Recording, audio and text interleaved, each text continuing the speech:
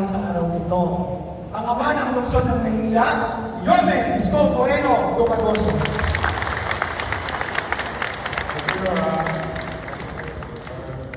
Good morning.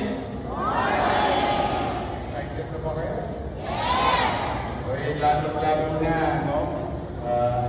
Special mention lang yung ating mga training.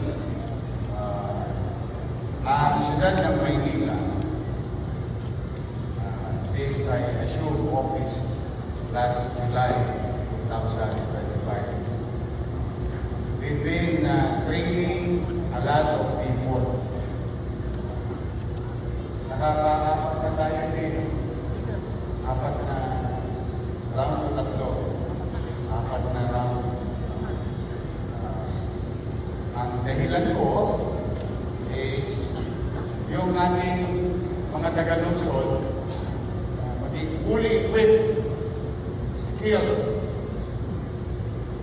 Habang sa kanan ay pinalalakas ko yung mga pulisiya, rules na maging kaaya-aya sa mga magninegosyo sa lungsod. Pag may nagnegosyo sa lungsod, maghahanap ng empleyado. Tama mali? Ayoko na silang tumingin sa malayo pa.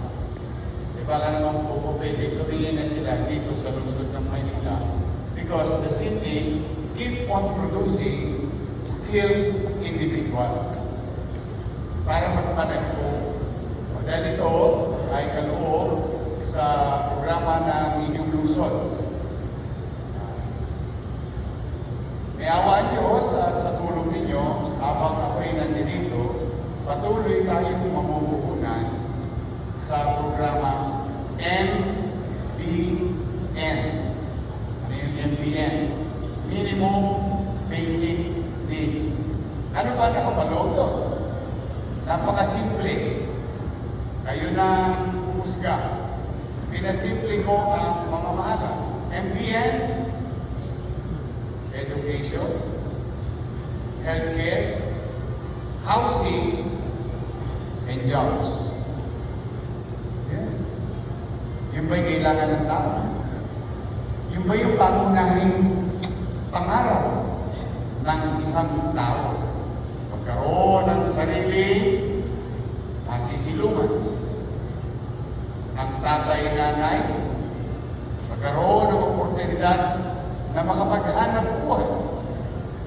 Yung anak, habang nasa trabaho, yung magulang, ay nasa loob ng maayos, moderno, fully equipped na paaralan. At pagka buong pamilya nagkasakit, may maayos na ospital. Kumpleto na ang Ricardo.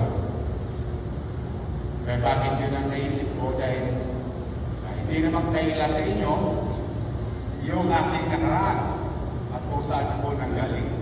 At yun din, tulad ng mga nanay natin, ay pinangarap ng nanay ko. Kaya yung pangarap na magulang ko, para sa kanyang mga anak pala, walang mga. Kasi ako'y solong tagapagmana ng malaking lupain sa mundo. Asindero kami, mulubundukin at umuusok pa. But then again, yung pangarap na yun ay hindi ang pangarap ng mga magulang. Kaya, gusto kong ipagpapuri ang ating MDSW sa lungsod ng Maynila. 10 ng mga kasama ni Direktor J. De La Fuente.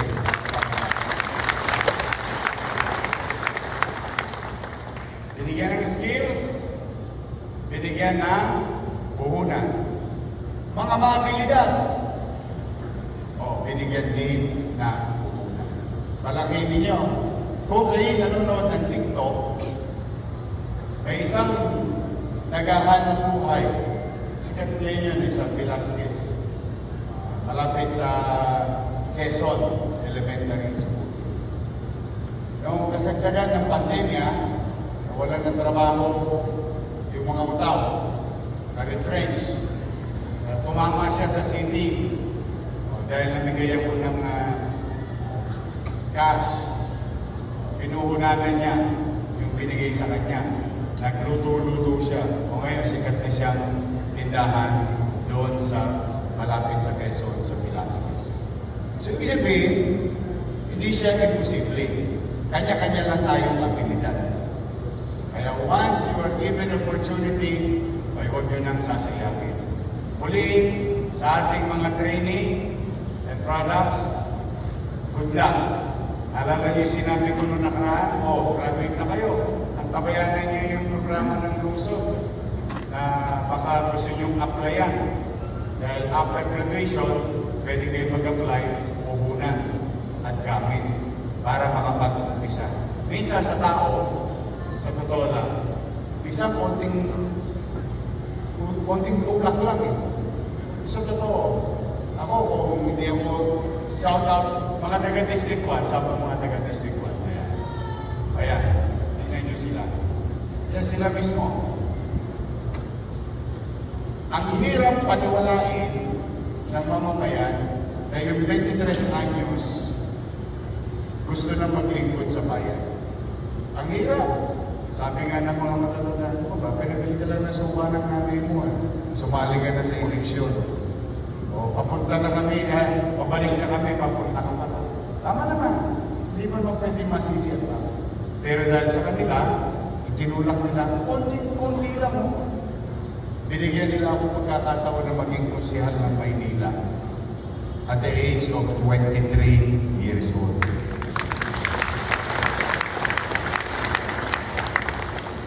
Yung konting tulak nila sa akin yun, pagkita ninyo, salamat naman din sa inyo. Ito ko ngayon sa harapan ninyo. So the point is, it is not impossible. Mahirap, hindi madali.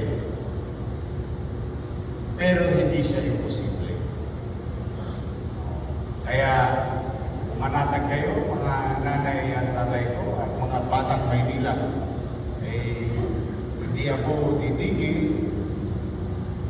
Kahit gabi, gagawin kong araw.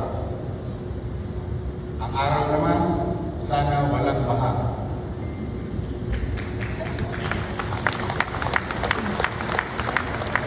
Pero pag may baha, huwag kayong mag-alala, may gobyerno pa rin sa lungsod ng Maynila. Mayor, ang mga musihal, mga departamento, hindi kami titigil. Mga taga-distrikto, sino mga taga-distrikto? Abangan ninyo, may paparating na sa inyo. Nakadaan na ba kayo sa ospital ng Maynila? Yung bagong ospital natin. Maganda? Sosyal? Pero mo, sa aircon pa lang, ganansya ka na. Kasi gusto ko, nung ginagawa namin yung ospital ng Maynila, noong first time, yung arkitekto, tirador natin. Kasi minumuestra ko sa kanya ano itsura na Makatimen, saka St. Luke's. Minumuestra ko sa kanya lahat. Pati ang alley, pati yung operating room.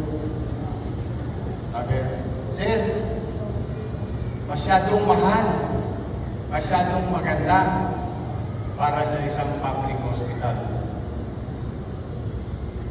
Ano naman candid, it doesn't mean anything. Sabi ko sa kanya, that's the difference. Nung araw, maaari, hindi naman kita masisi, mas matanda ka na sa akin dito sa gobyerno. Sanay na kayo ng magawaing bayan, may malak. May magawa lang. Tapos, tsak-tsak. Tsak-tsak. Ayos na. Sabi ko, no. The people deserves better. Total, mahirap gawin. Madali bang magpagawa ng eskwelahan? Mahirap. Taon. May minsanin mo na lang, itama mo na, at pangmatagalan na. Nung matapos, isinama ko siya. Sabi ko sa kanya, pinilo, tingnan mo ito. Ito yung pumapasok ka pa lang, gumagaling ka na. Sabi ko sa kanya, yan ang gusto kong pakiramdam ng isang mahirap.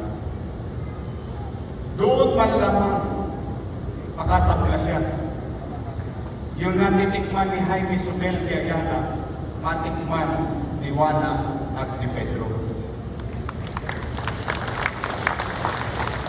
Ayun, kung paano tayo magbubuti sa susunod na salapi na darating sa atin para bumili ng equipo, gamot, doktor, nurses, ayan ang susunod natin po problematik. Pag nadali natin yun, paano natin tuturuan? Yung doktor, yung nurse, yung gwardiya, na mas masungit pa sa doktor.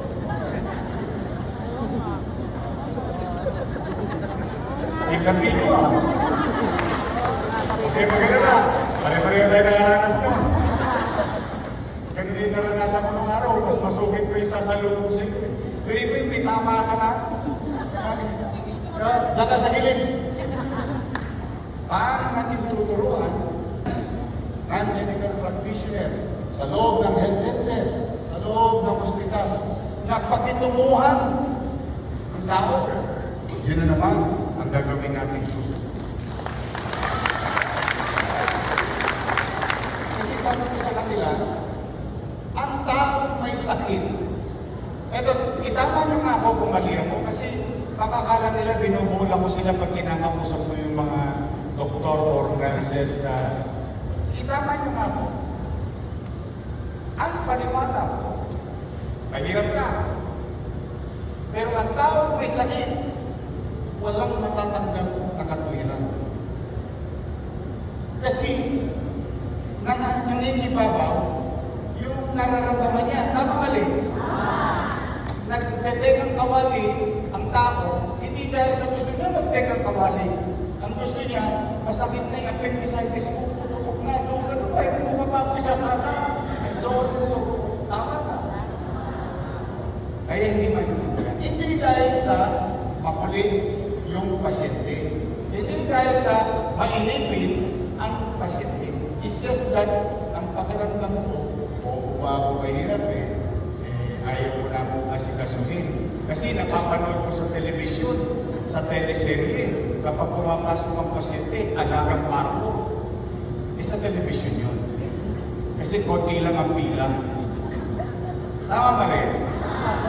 Kaya sabi ko, no matter what, whether kasalanan ng pasyente, the way yung attitude niya, o hindi, sabi ko, alam niyo, minsan sa totoo lang, pag umiti kayo mga doktor, mga nurses, magaling na kami. Sa totoo lang. Every ko ganda-ganda ng nurse. Tapos yung itsura mo, umadalag yung nurse para kang tumama sa loto. Di ba gumagaling ka na? Eh ako takot ako sa injection. Alam niyo ba takot ako sa injection? At lang ako takot. Height, multo.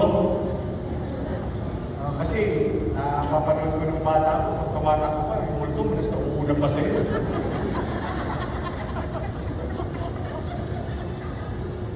Injection. Tama. Kaya pag yung nurse maganda yung makito mo, yung Yorme, tutusukan na kita, itusok mo.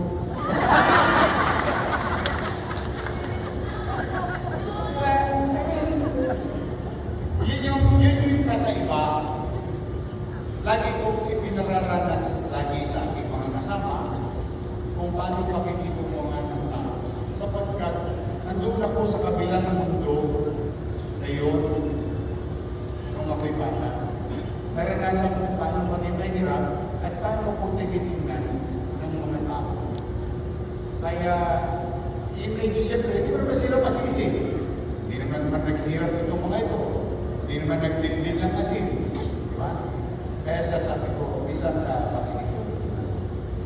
So, kaya naikwento, Kasi sa Abad Santos, kasi binili ng syudad ng Maynila yon sa Department of Finance.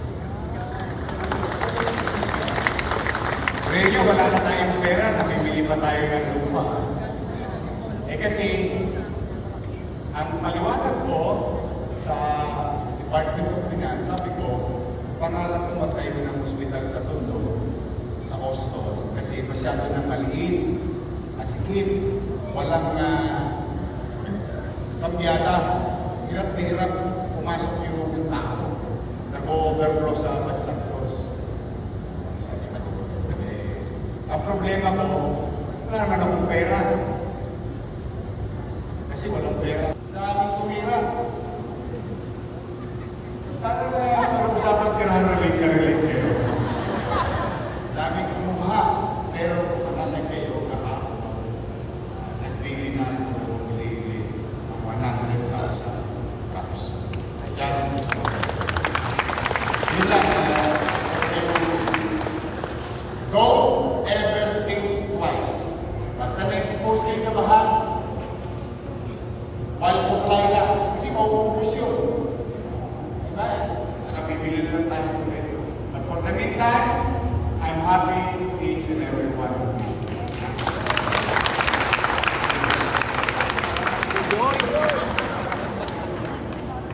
Mag-iingat kayo at pumanatag kayo. Ang gobyerno ng Maynila, hindi kami perfecto. Pero, kung meron naman ako ngayong message ko ngayong araw nito, pipilitin lagi namin maging masino, mainam, at epesyente, mapaglipuran kayong lahat. Pipilitin namin lagi maitawid natin ang humigit kumulang na 2 milyon sa lungsod ng Maynila.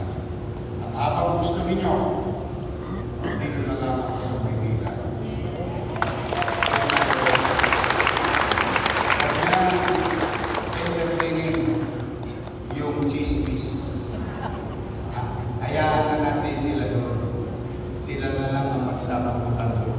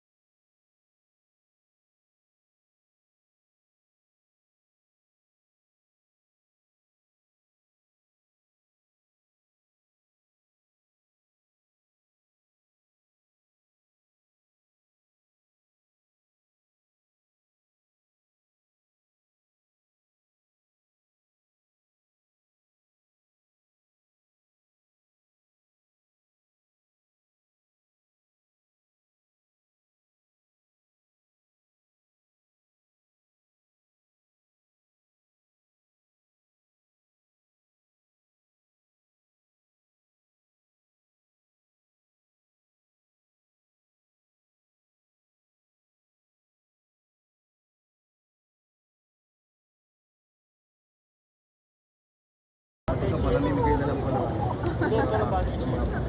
Hair color. saglit na lang po ito, boss. Permanent po. Takot po kasi.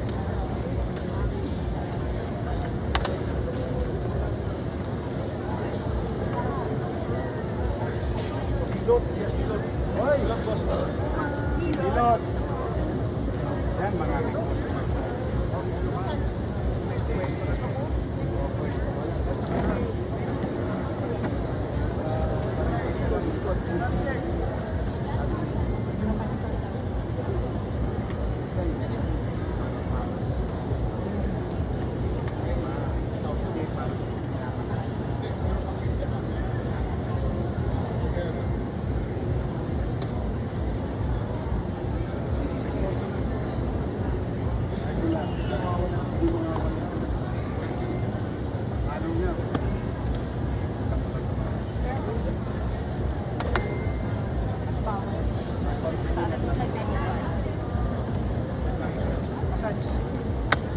Massage. Marami rin customer.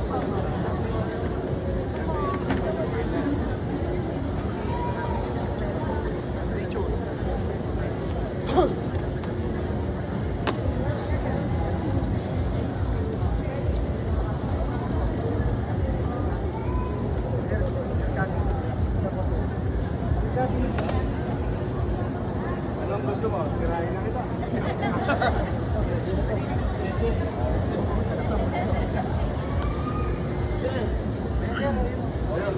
Ay mo, gugupit ako na atoms mo. Kailangan po sa Maynila. 7. Starter kit. Oh, marami tayong droga. Doxycycline. Lalo na kayo. Minsan nag-stay sa paa. Pero tumira na kayo. Pero kayo, no? Doxycycline. Pero sir,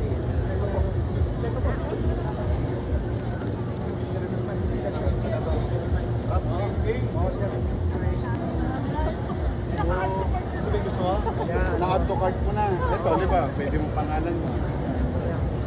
Dito, Chichi. Favorite lang.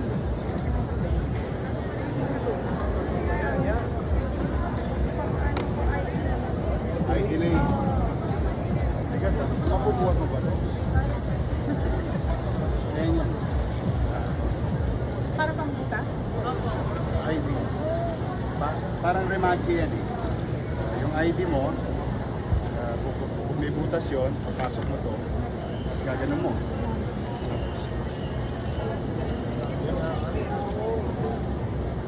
Tapos pag hindi nagbayad, pucha, solid oh. Putok ang ulo. Pang emergency room. Ang bigat. Oh, congrats ha. And this is something new. Alam mo, malakas to. Ito seasonal. May araw-araw dito, pero yung season nito meron. Yung Mayo, saka Setyembre.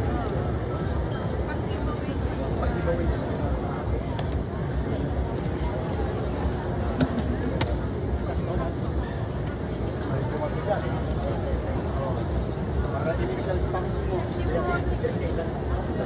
Sir, housekeeping. Okay. Kaya ka tatip. Yung pagkasawang bago lang, apartment, barangay. Usually kasi wala silang tayo. Yun naman. Tapos ano na yung kontrata?